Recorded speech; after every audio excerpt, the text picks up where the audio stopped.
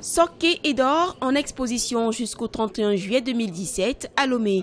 Les œuvres exposées couvrent la période 1980 à 2017. En 1980, l'artiste a puisé son inspiration de la situation sociopolitique de son pays, le Togo. Après, son art a évolué sur de la matière pour enfin déboucher sur des idéogrammes. Le talent de l'artiste n'est plus à démontrer. Il travaille le plus souvent avec des pigments naturels de terre rouge, mais aussi des matériaux mixtes. L'art, c'est une traversée de désert. Et dans ce désert, il faut trouver quelque chose de positif. Ça, c'est le marché d'Arankopé. La bonne femme, chaque matin, il fait sa couture.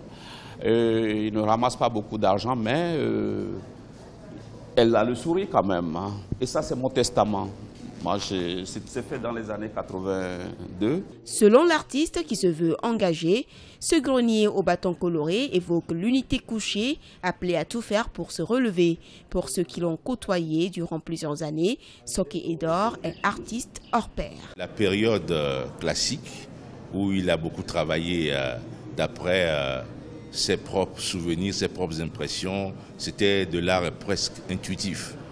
Et puis, il y a eu la seconde période où, quand il est sorti du Conservatoire des Beaux-Arts de Bordeaux, il n'a pas fait de l'art classique.